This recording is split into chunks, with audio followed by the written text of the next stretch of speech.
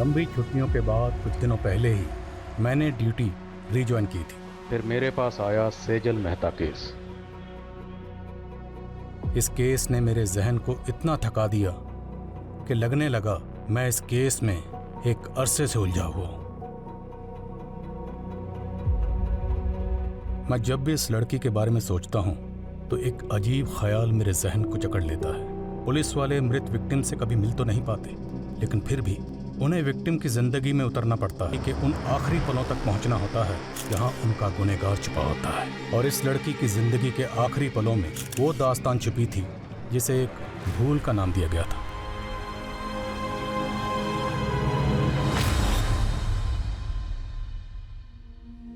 अक्सर ऐसा क्यों होता है, जो लोग दूसरों के हक के लिए लड़ते हैं, किस्मत उनके हक में गलत फैसला सुना देती है। मेरी जिंदगी के कई पन्ने थे, लेकिन हर पन्ने पे 3 शब्द जरूर लिखे होते थे: जोश, जज्बा और जज्बात।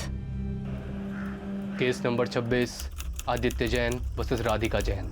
योर ऑनर, वायलेंस का कोई जेंडर नहीं होता है। एक औरत के भी हाथ होते हैं जो कि मर्द पे भी उठ सकते हैं, और एक बीवी भी अपने पति को असॉल्ट कर सकती है। योर ऑनर, मेरे क्लाइंट आदित्य डोमेस्टिक वायलेंस के विक्टिम हैं।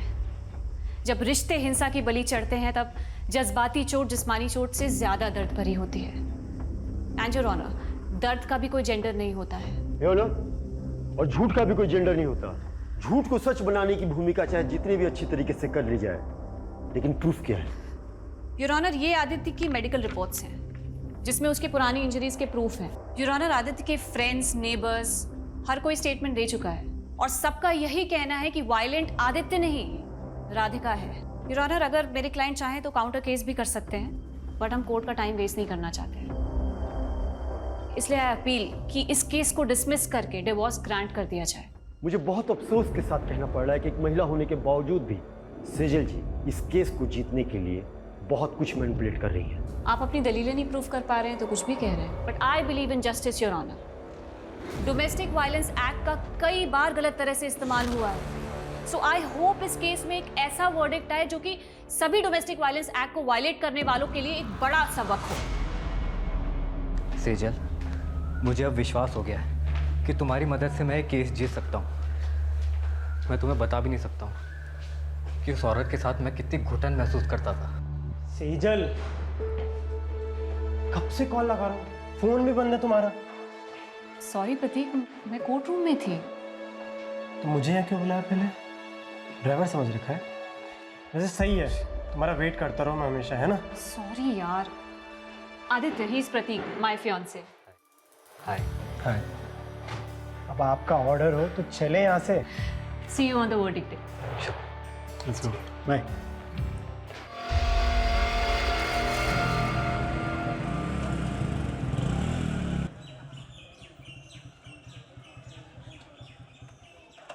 मैंने तुमसे कहा था ना, I was not prepared, और तुम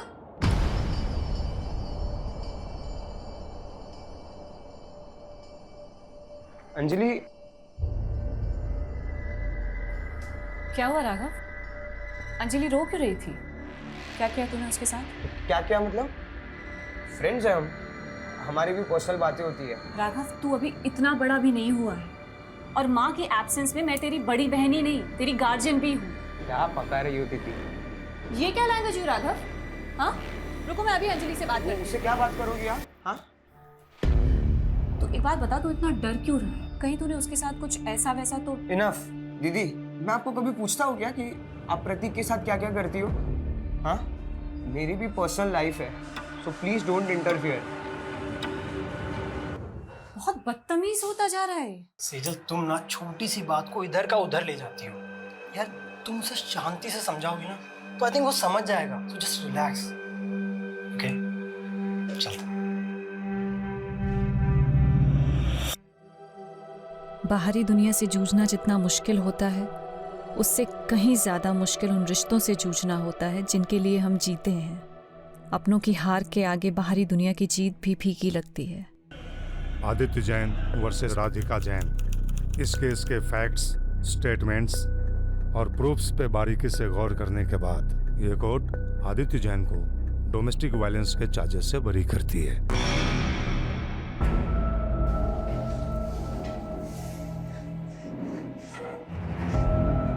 thank you Sejal. You saved my life. तुम मेरे लिए फरिश्ता बन के आई हो। जिंदगी हर मोड़ पे मुझे कामयाब कर रही थी, पर पता नहीं था मैं एक नाकाम सफर भी तय कर रही थी।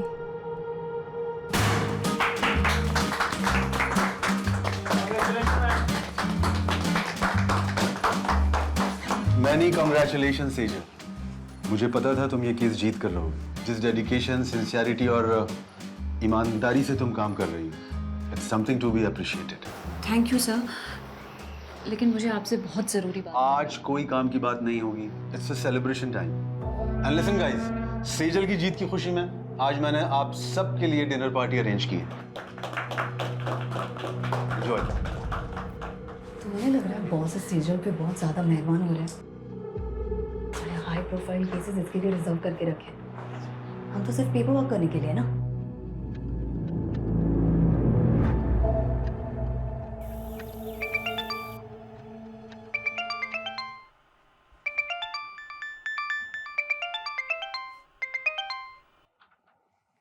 राघव, अखबार में सेजल और उसके केस के बारे में छपा हुआ है और उसने मुझे बताया भी नहीं। कहाँ है वो?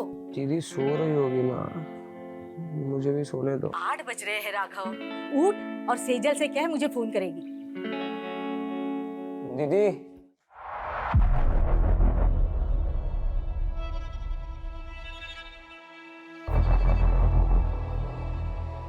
दीदी अंदर हो।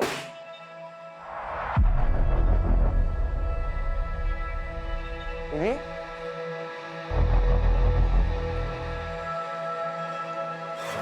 हेलो, कौन? आप कौन बोल रहे हैं? ये मेरी दीदी का नंबर है। आपकी दीदी? वो यहाँ हाईवे पे घायल पड़ी है। क्या? ये लो पकड़ो। आपने ही फोन किया था? जी।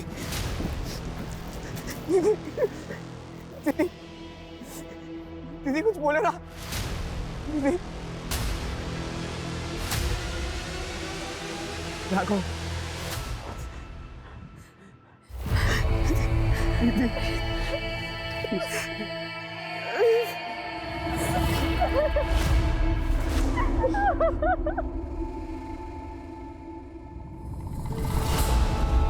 सेजल, कुछ बोलती क्यों नहीं? अरे आखिर क्या हुआ है? कुछ बोलेगी भी?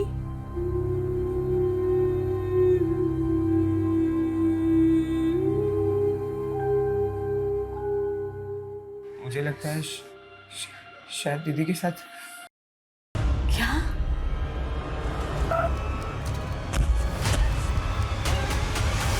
इसलिए पूरे रास्ते कुछ बता नहीं रही थी। मैंने उनसे काफी बार पूछा क्या हुआ दीदी, लेकिन उन्होंने कुछ बताया नहीं। पुलिस को बुलाना चाहिए। नहीं, मुझे सेजल से अकेले में बात कर लेने दे। तू बाहर जा।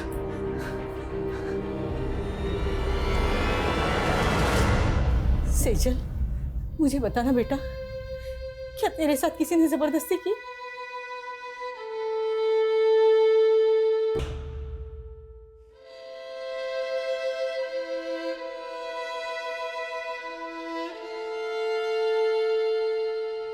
राघव, सेजल ठीक तो है ना? मुझे लगता है कुछ तो हुआ है जो तुम मुझसे छुपा रहे हो। नहीं प्रतीक, ऐसा कुछ नहीं है। अगर सब कुछ ठीक है तो वो मेरा फोन क्यों नहीं उठा रही है? वो दीदी सो रही है, मैं कॉल करवाता हूँ।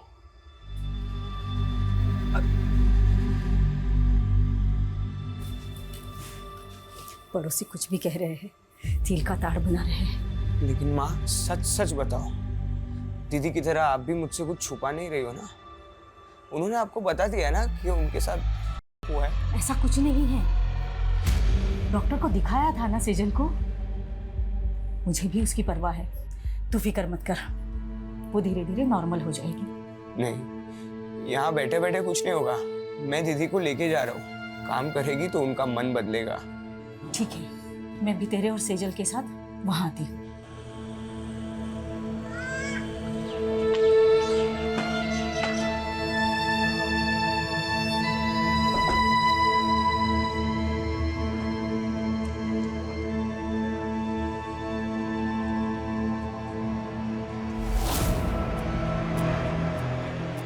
क्या देख रही है? चल अंदर।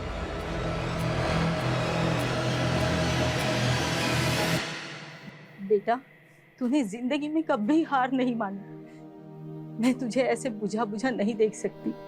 हम यहाँ दोबारा इसलिए आए हैं ताकि तू पहले जैसी बन सके। मैंने कभी भी किसी भी वजह से आपको दुख पहुंचाया हो तो उसके लिए आई एम सॉरी। पर प्लीज आप पहले जैसे हो जाओ ना। आप है ना, अभी मुझे जितना भी डांटोगे ना मैं सब सुन के लूंगा। जो बोलोगे वो मैं करूंगा दीदी। आपकी सारी डांट सुन के लूंगा। आप जहाँ बोलोगे हम वहां जाएंगे दीदी। तो प्लीज पहले जैसे बन जाओ। You are my strength.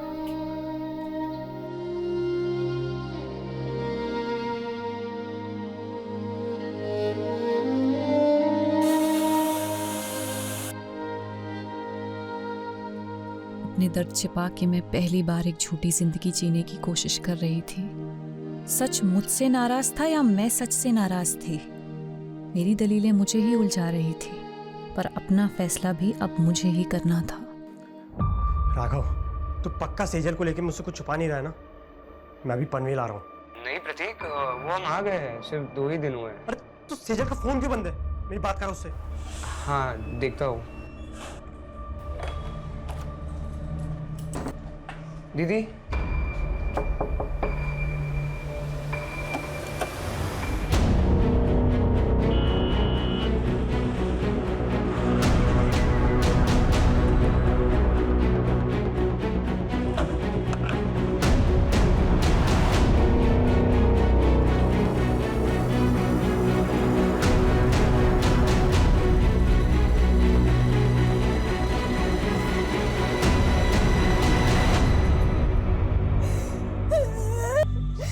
क्या कर लिया तूने?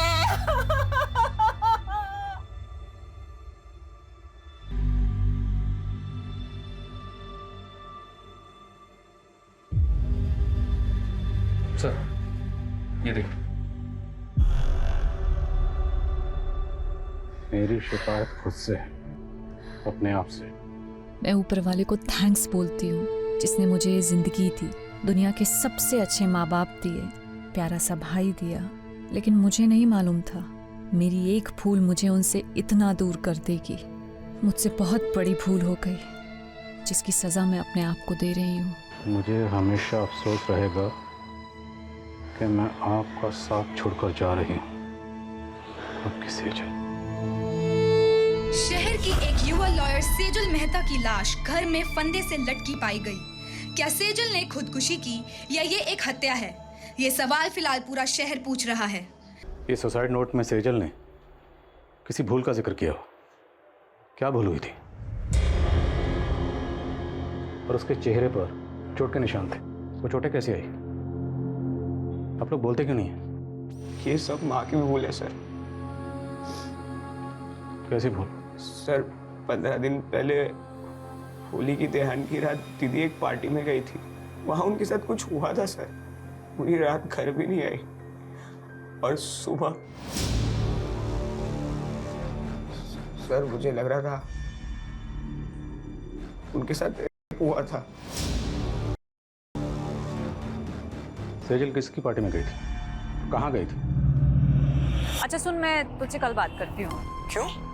आज घर नहीं आने वाली हो? आऊंगी पर शायद थोड़ा लेट हो जाए, एक पार्टी में जा रही हूँ। उन्होंने सिर्फ इतना बताया था कि वो किसी होटल कस्तूरी में गई थी और पूरी रात घर नहीं आई थी।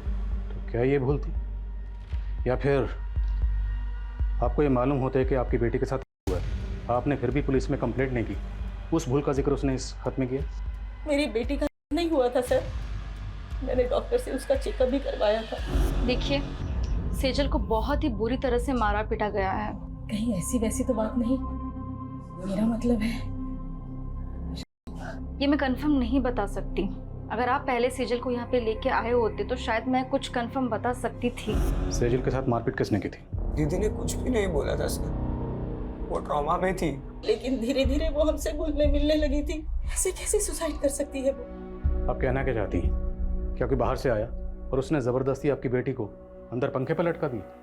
सर कुछ समझ नहीं रहा है। मैं कॉलेज गया था और माँ शॉपिंग करने। जब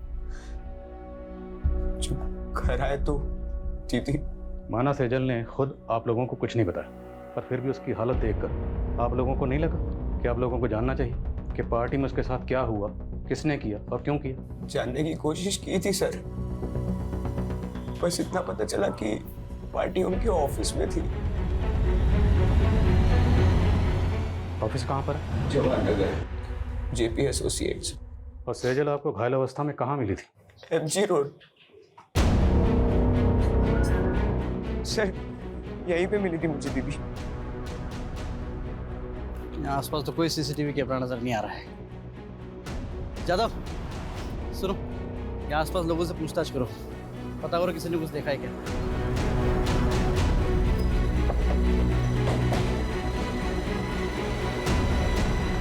सेजल बहुत स्ट्रांग लड़की थी, मैं मान ही नहीं सकता कि वो सुसाइड करेगी।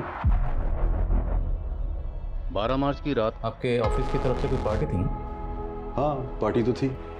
सेजल ने एक कंट्रोवर्शियल केस जीता था, उसी के सेलिब्रेशन में। और ये सेलिब्रेशन होटल कस्तूरी में हुआ? कस्तूरी नहीं तो, पार्टी तो ऑफिस में थी। सर, कस्तूरी होटल के बारे में मैं कुछ नहीं जानती। उस दिन पार्टी यहाँ पे ऑफिस में ही थी। ये पार्टी कब तक चली थी? करीब 9 बजे तक, और जब सेजल यहाँ से गई तो सब नॉर्मली था सर। अच्छा, हाँ पांडे बोलो। सर, ये जिस हाईवे पे सेजल की लाश मिली थी, वहाँ से 7 किलोमीटर दूर कस्तूरी प्लाजा नाम का एक होटल है। लेकिन राघव ने तो हमें होटल कस्तूरी बोला था। एनीवेज, इस कस्तूरी प्लाजा की लोकेशन भेजो मुझे तुरंत।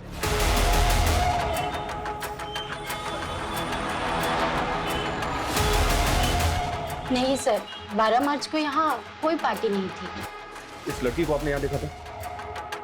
सर, यहाँ तो बहुत से लोग आते हैं, मुझे याद नहीं है। पांडे, 12 मार्च को यहाँ पे जितने भी गेस्ट आए थे सबकी लिस्ट चेक करो और यहाँ का सीसीटीवी फुटेज भी चेक करो, चाहे सेजल यहाँ पे आई हो। Thank you.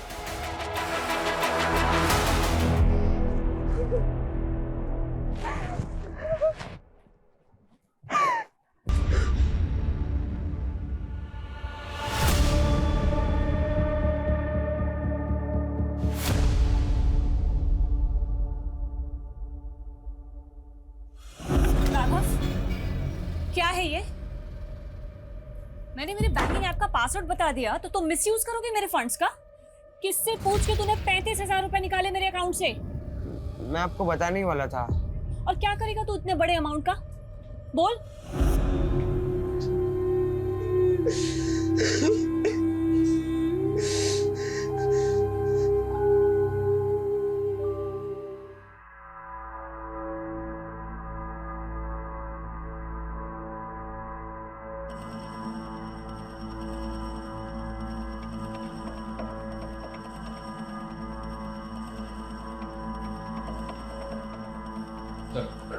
हमने चेक किया, कस्तूरी प्लाजा में 12 मार्च को कोई पार्टी नहीं थी और ऐसा कोई क्लू भी नहीं मिला है जिससे पता चले कि उस रात सेजल वहाँ थी। सेजल के भाई राघव ने होटल कस्तूरी कहा था और ये कस्तूरी प्लाजा है।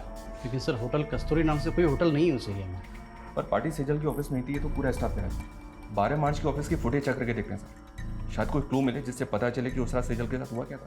12 मार्च के हादसे को फैमिली वजह मान रही है, जबकि हमें सेजल की लाश उसके 15 दिन बाद 27 मार्च को उसके घर पर ही मिली। ये फैमिली हमें पार्टी और होटल के चक्कर में बेवजह उलझा तो नहीं रही?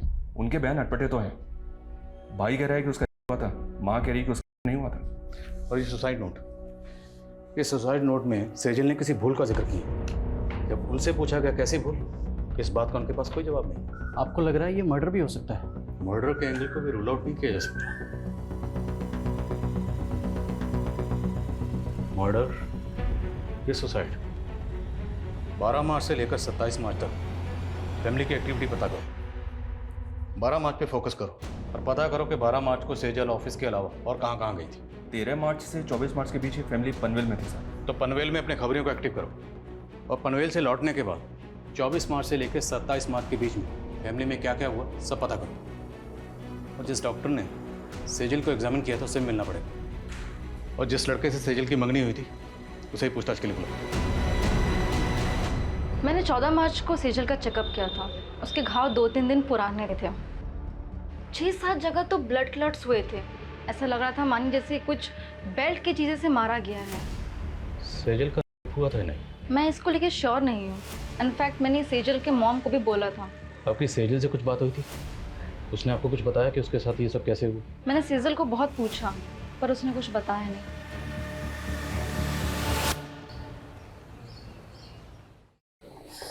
जब घर छोड़ के भागे थे तब क्या दर्द कम थे? दिल का दर्द सहना बहुत मुश्किल होता है। हाँ, जैसे यहाँ सब तेरे दिल की परवाह करते। अरे दर्द दबा के मुस्कुराना सीखा है और मेकअप लगा के जख्म छुपाना भी। जब तक जवानी है बिक रहे हैं, अभी का कमाया हुआ ही आगे चल के उम्र ढलने के बाद काम आएगा, समझी? माना सेजल की फैमिली ने आपको कुछ भी साफ साफ नहीं बताया कि सेजल के साथ क्या हुआ था, पर आपको कुछ तो अंदाजा हुआ होगा कि सेजल के साथ ऐसा किसने किया होगा। हमेशा खुशी दिखती थी, मेरे लिए सोच पाना मुश्किल है कि उसके साथ में ऐसा कुछ हुआ है। 12 मार्च को सेजल के ऑफिस की कोई पार्टी थी। अब अगर सेजल उस पार्टी में जाती तो जाहिर सी बात है आपको तो पता ही होता ना। मेरी इस बारे में उससे फ़ोन पे भी बात हुई थी।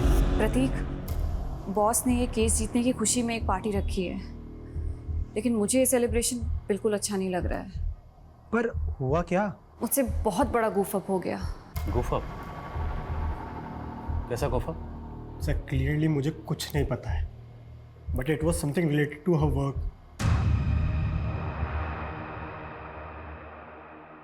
सेजल ने ये लॉ फॉर्म 4 साल पहले ज्वाइन की थी, और इसमें गौर करने वाली बात है वो ये कि सेजल ने जितने भी केसेस जीते थे या जितने भी केसेस पे वो काम कर रही थी, उनमें से ज़्यादातर केसेस वो थे जो पहले उसकी कुलीग कविता के पास थे।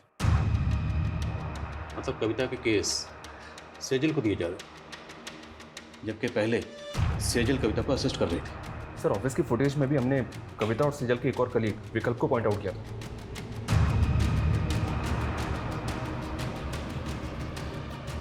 ये देखिए सर, सेजल ऑफिस से आखिरी बार कविता और विकल्प के साथ जाती हुई दिख रही है। सर सेजल के 12 मार्च के सीडीआर के अकॉर्डिंग उसकी आखिरी 2 फ़ोन कॉल्स भी जानने जैसी हैं। सेजल ने रात को 8 बजे आदित्य जैन को कॉल किया था और फिर ठीक उसके बाद राधिका जैन ने सेजल को कॉल किया। आदित्य जैन सेजल का क्लाइंट था और राधिका आदित्य की बीवी। राधिका ने आदित्य पे डोमेस्टिक वायलेंस के चार्जेस लगाए थे, केस किया था और इसी केस को सेजल ने जीता था, जिसकी खुशी में पार्टी हो रही थी। मुद्दा ये है कि सेजल का क्लाइंट था आदित्य जैन, फिर राधिका ने इसे कॉल क्यों किया? कहीं ऐसा तो नहीं कि राधिका से हार बर्दाश्त नहीं हुई? और ऐसा पॉसिबल है सर। आदित्य और राधिका से मिला और सेजल के ऑफिस में नए सिरे से पूछताछ करनी पड़ेगी। इस पार्टी वाली रात सेजल आप दोनों के साथ पार्टी से बाहर गए थे, कहाँ गए थे आप लोग? देखिए सर, हम सिर्फ उसके साथ ऑफिस से बाहर तक गए थे। बॉस को तुम पे कितना भी प्राउड हो, पर मेरा असली प्राउड तो तुम हो। मेरी छोटी सी असिस्टेंट ने इतनी तरक्की जो करनी। तरक्की मैंने आपको छोड़ने के बाद ही की। तो वो कहते हैं ना कि बरगद के नीचे कोई और वृक्ष नहीं पनप पाता, मैं भी नहीं पनप पाती। इसलिए विकल्प, थिंक अबाउट योर फ्यूचर।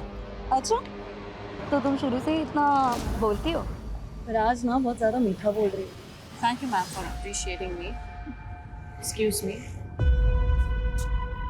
हम तभी वहाँ से चले गए थे। उसके बाद मैंने उसे एक लड़की के साथ जाते हुए देखा। लड़की? जी सर। कौन थी वो लड़की? I don't know her. Actually काफ़ी अंधेरा था तो मैंने उसे ठीक से देखा नहीं। ऑफिस के बाहर की 12 मार्च की सीसीटीवी फुटेज निकलवा। अगर ये लोग सच बोल रहे हैं तो पता तो चले सेजल उस रात किस लड़की के साथ गई थी। मैंने तुम्हें रोका था, लेकिन तुमने मेरी बात नहीं मानी और अब तुम्हारी वजह से अब मैं प्रेग्नेंट हूँ।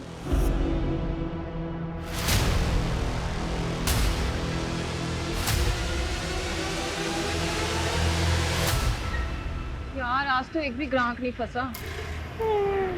मेरे को तो खड़े खड़े नींद लग रही है। चल ना घर चलते हैं। मेरी तो बुकिंग आ गई। इसको पूछना इसको 2 चाहिए क्या? मेरा भी बोल नहीं हो जाएगा। अरे ये मेरे को देने में तो बार्गेनिंग करता रहता, तुझे कहाँ से देगा? जा तू जाके सो जा।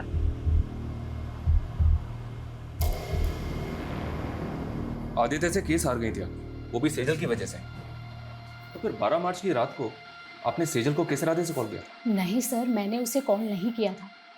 मैंने उसके 5-6 मिस्ड कॉल देखे, तब जाकर मैंने उसे कॉल बैक किया था। तो बात क्या हुई थी आपकी उसके साथ? सेजल को गिल्ट हो रहा था। गिल्ट? अब क्या है सेजल? सॉरी राधिका, जिंदगी में पहली बार मैंने एक गलत इंसान का केस ले लिया। कहना क्या चाहती हो तुम? मुझे आदित्य की सच्चाई पता चल गई है। आई नो, आदित्य नहीं बल्कि तुम डोमेस्टिक वायलेंस का शिकार हुई हो। मैं खुद सेजल की बात सुनकर हैरान थी सर। ऊपर से वो बोल रही थी कि वो मेरे लिए आदित्य के खिलाफ लड़ेगी। हाँ बोलो। सर, ये आदित्य के घर पे तो ताला है और मैंने पता किया ये 12 मार्च से ही गायब है और काफ़ी दिनों से इसका फ़ोन भी बंद आ रहा है। आदित्य का 12 मार्च से गायब होना और आदित्य की वाइफ राधिका का ये कहना कि सेजल को उसके लिए गिल्ट हो रहा था, मामला कुछ समझ में नहीं आ रहा। इस गिल्ट को क्या हम सुसाइड नोट में लिखी भूल से कनेक्ट कर सकते हैं? तो फिर सवाल ये है कि इस केस को जीतने के बाद 12 मार्च को जो पार्टी दी गई, सेजल उसमें शामिल थी। सेजल उस पार्टी में क्यों गई? राधिका की बात पर हम ऐसे ही यकीन नहीं कर सकते, हमें खुद क्रॉस चेक करना होगा। Right sir. जिस औरत पर अपने पति को टॉर्चर करने का आरोप हो, वो सेजल से बदला लेने के लिए उसको भी तो टॉर्चर करवा सकती है। तो फिर आदित्य क्यों गायब है? सर, शायद उसको भी राधिका नहीं गायब करवाओ, वो उसका राज जानता था। अब इस राज से पर्दा तभी उठ सकता है जब हमें पता हो कि आदित्य क्यों गायब हुआ और कैसे गायब हुआ। आदित्य की बैकग्राउंड खंगाल, और मुझे लगता है कि हमें इस बारे में सेजल के बॉस से बात करनी चाहिए। सर। हमें सर, सेजल की पोस्टमार्टम रिपोर्ट। पोस्टमार्टम रिपोर्ट के मुताबिक कॉज ऑफ डेथ स्ट्रैंगुलेशन, मतलब मौत दम घुटने से हुई। जिस्म पर चोटों के निशान थे, पर पोस्टमार्टम रिपोर्ट कंफर्म नहीं करती। वो शायद इसलिए क्योंकि पोस्टमार्टम उसकी मौत के काफ़ी दिनों बाद किया गया। मुमकिन है कि रेप हुआ, क्योंकि लड़की के साथ ज़बरदस्ती तो हुई थी। सर, सुसाइड नोट से सेजल की हैंडराइटिंग मैच हो रही है और हमारी पनवेल के खबरियों से इंफॉर्मेशन मिली है सर। कैसी इंफॉर्मेशन?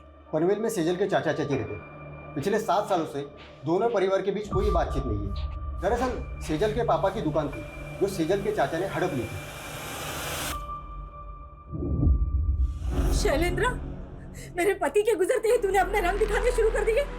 पहले उनका बैंक अकाउंट फ्रीज करवा दिया और अब उनकी दुकान हड़प ली। अरे मैं अपने बच्चों की देखभाल कैसे करूंगी? मैं हूं ना, खर्चा उठा लूंगा तुम सबका।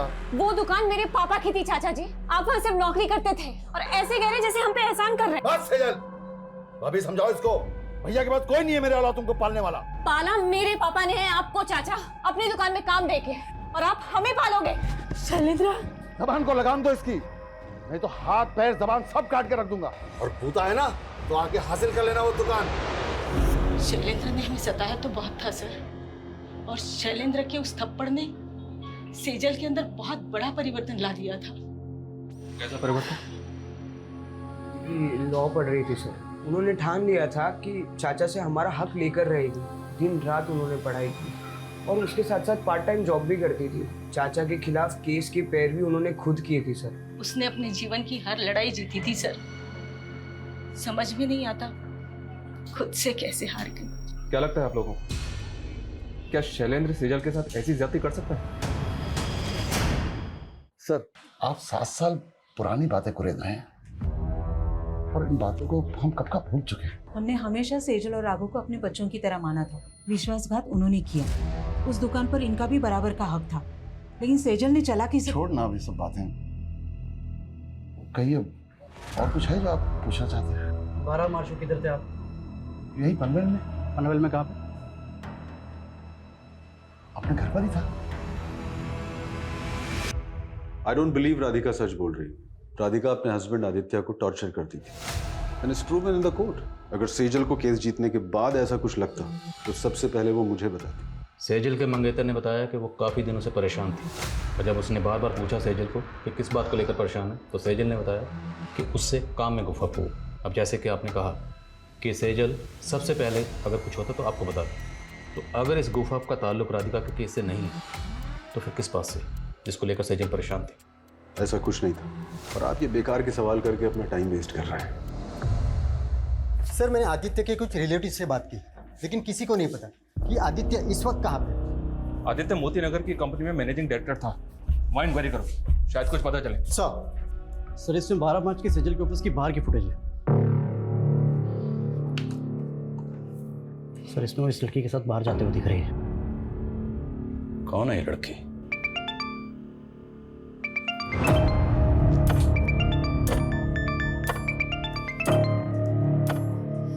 हाँ बरखा बोल। सिमी, एक गाड़ी वाले ने मुझे बहुत टॉर्चर किया। मुझे पैसे भी नहीं दिए और मेरे सारे पैसे ले लिए। मेरे पास तो वापस आने के लिए भी पैसे नहीं है। तू घबरा मत बरखा, कहाँ है तू बता मुझे, मैं आती हूँ तुझे लेने।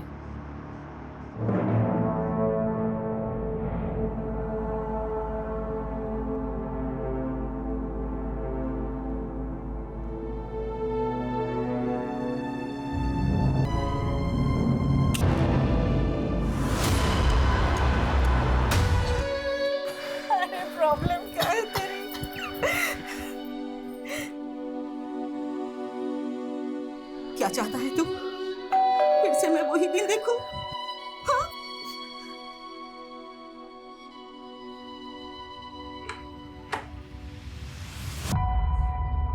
ऐसा करने से पहले तुमने एक बार भी अपनी माँ के बारे में नहीं सोचा? कहीं वजह तुम्हारी दोस्त अंजलि से तो नहीं जुड़ी? हाँ?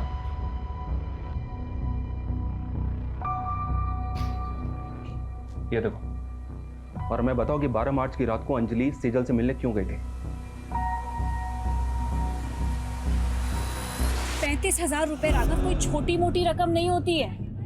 और क्या करेगा तू इतने बड़े अमाउंट का? क्या हुआ?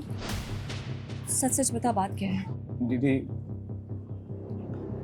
अंजलि प्रेग्नेंट है। इतनी बड़ी बात तुमने हमसे छुपाई? सर, मैं गिल्ट में था।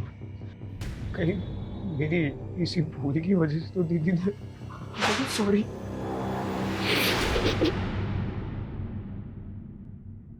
कोई प्रेग्नेंट नहीं थी तुम, ये सब ड्रामा है ना? प्रेग्नेंट हो तुम? कोई प्रूफ है? तुम दोनों ने मेरे भाई को बेवकूफ बनाया सिर्फ पैसे हटने के लिए। अब देखना, ऐसे चार्ज में तुम लोगों को अंदर करवाऊंगी ना कि कभी भूलोगे नहीं। 12 मार्च को सेजल को लेकर कहाँ गई थी? मैं तो बस माफी मांगने गई थी उनसे। तुम यहाँ क्या कर रही हो?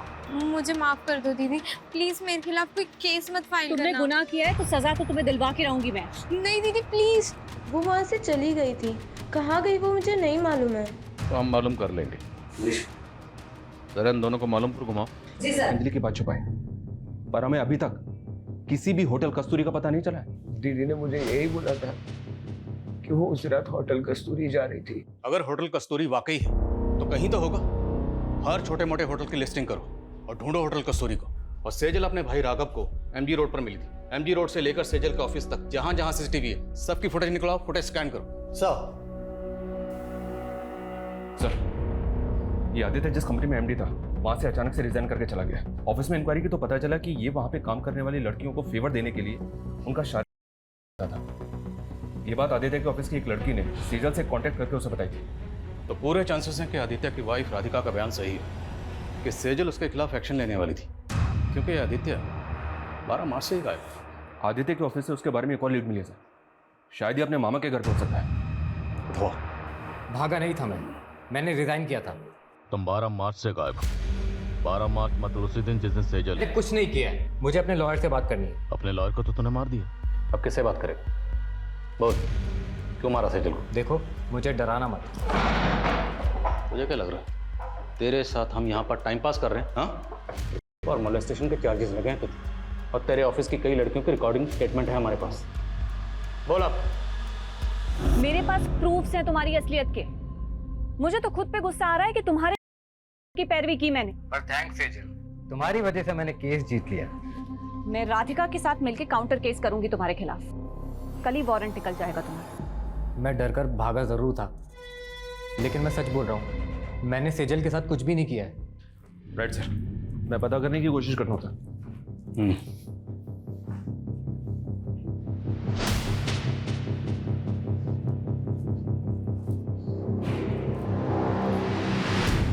सेजल ने जिस भूल का जिक्र किया था, क्या भूल ये थी कि उसने आदित्य जैसे गलत आदमी की पैरवी की?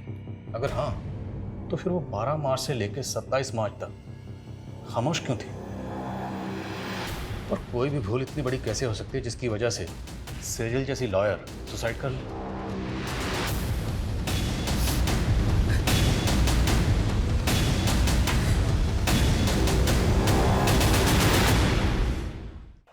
सर, सेजल ने 5 मार्च को कोर्ट में पिटीशन फाइल की थी, जिसमें उसने कोर्ट से अपील की थी कि 7 साल पहले उसके पिता की मौत हार्ट अटैक से नहीं बल्कि उनकी हत्या हुई थी। सर, पिटीशन तो अंडर कंसिडरेशन है, लेकिन सेजल को ये शक था कि उसके चाचा शैलेंद्र का हाथ इसमें था। लेकिन सेजल ने ये पिटीशन 7 साल बाद क्यों फाइल की? आखिर 7 साल बाद उसके हाथ में ऐसा क्या सुराग लगा हो? सेजल की माँ को भी इस बारे में कुछ नहीं पता, लेकिन सर वो हमें शैलेंद्र के बारे में भी कोई सबूत नहीं मिल रहा है। अगर सेजल की पिता की हत्या के पीछे वाकई उसके चाचा शैलेंद्र का हाथ था और उसके बावजूद वो 7 साल से बाहर है, तो मतलब प्लानिंग लंबी की होगी। और अब सेजल 7 साल बाद उस पर मर्डर चार्जेस लगाकर उसे अंदर करवाने वाली थी। मोटिव स्ट्रांग है। इस शैलेंद्र के बारे में पता करो, उसकी हर एक हरकत पर नजर रखो। Okay sir.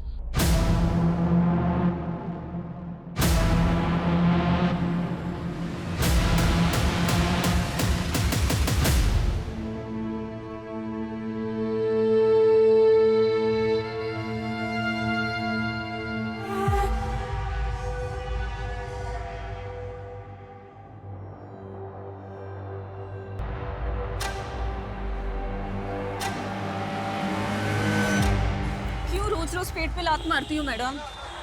बकबक बंद कर। क्या बकबक मैडम? जो मर्डर करके भाग जाते हो उनको तो आप पकड़ नहीं पाते हो और हमारे जैसे को दबोच लेते हो आप। क्या बोल रही है तू?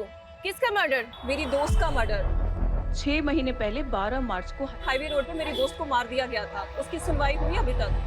चल ठीक है गाड़ी में बैठ।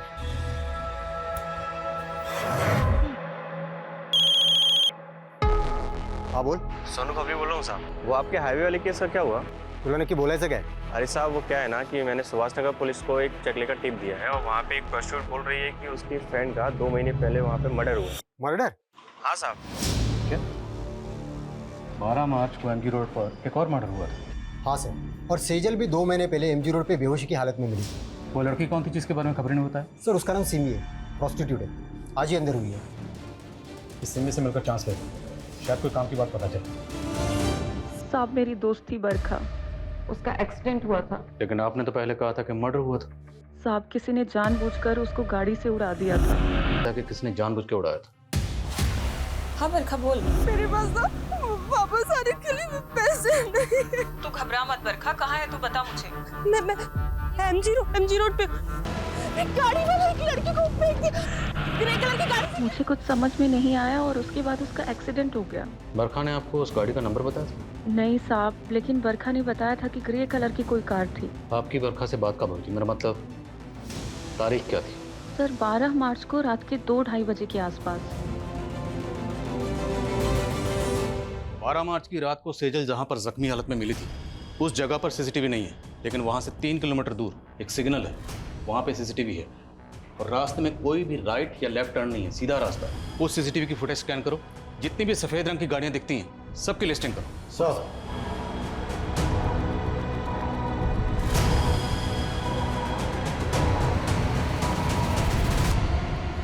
सर उस रात 2 बजे के बाद उस रास्ते से ये 7 ग्रे कारें गुजरी थी और ये इन 7 कारों के 7 ओनर्स हैं। इन ओनर्स की डिटेल्स निकाली तो पता चला कि इनमें से ये मनीष, इसका एक होटल है, होटल संतूरी। राघव ने कहा था कस्तूरी। होटल कस्तूरी में गई थी। संतूरी कस्तूरी। सर ये भी तो हो सकता है कि सुनने में फर्क आया।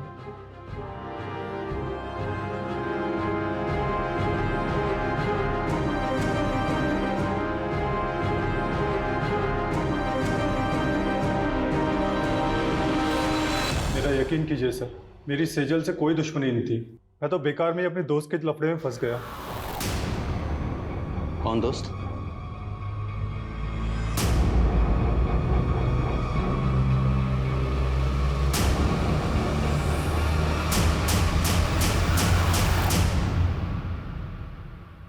दो महीने से तेरी एक्टिंग देख रहा हूं और अब तो इस डंडे पे नाच करेगा। नाच। बोल, सेजल ने क्या बिगाड़ा था तुम्हारा? सर मेरा पहले बिल्कुल भी इरादा नहीं था उसे नुकसान पहुंचाने का, बल्कि वो तो ऑफिस की पार्टी मनाने के बाद में उससे मनीष के होटल में मिलने भी आई थी। प्लीज प्रतीक, वैसे भी आदित्य की वजह से मैं बहुत गिल्ट में हूँ। पार्टी करने का एकदम मूड नहीं है। सेजल, ऑफिस में ये सब चलता रहता है। Please please. कौन कौन कौन कौन कौन? Cheers, guys.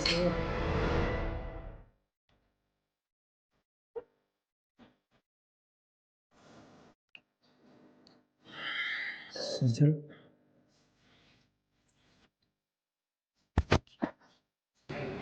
सामने उस पास में नहीं होते तब भी कौन सा तुम्हारे पास आ जाते। चढ़ नहीं क्या तुम्हें? पागल हो गए हो क्या? गुस्से गुस्से में किया जो किया, घर में इतनी शांत हो गई। साइलेंट। निकल जल्दी से, लॉयर है, फंसा देगी। काहे की लॉयर लवर है ना मेरी, बचपन से प्यार करती है ना, तो बोलेगी कुछ नहीं देखना, है ना? सर हमें लगा था कि वो मर गई है। विशाल,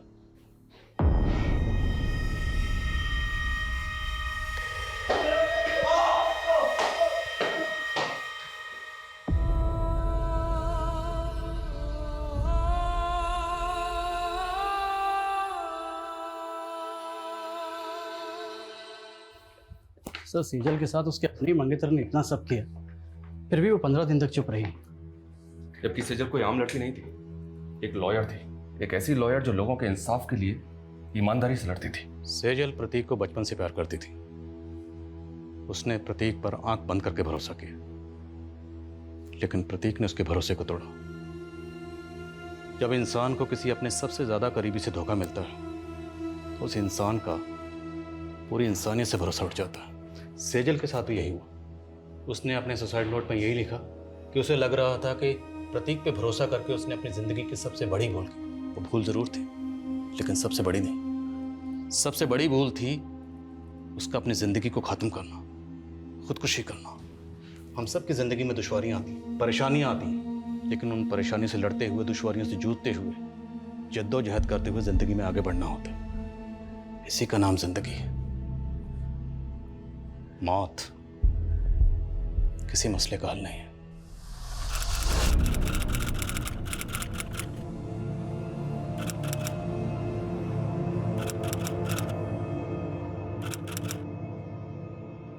नमस्कार, आदाब। मैं हूं आदिल खान। क्राइम पेट्रोल के जरिए हमने छेड़ी एक मुहिम, वो चाहे गुनाह से सतर्क रहने का सबक हो या फिर आने वाले जुर्म की दस्तक। क्राइम पेट्रोल के हर एपिसोड में हम आपको दिखाते आए हैं हिंदुस्तान की चौंकाने वाली जुर्म की कहानियां। तो देखते रहिए क्राइम पेट्रोल 2.0। जय हिंद।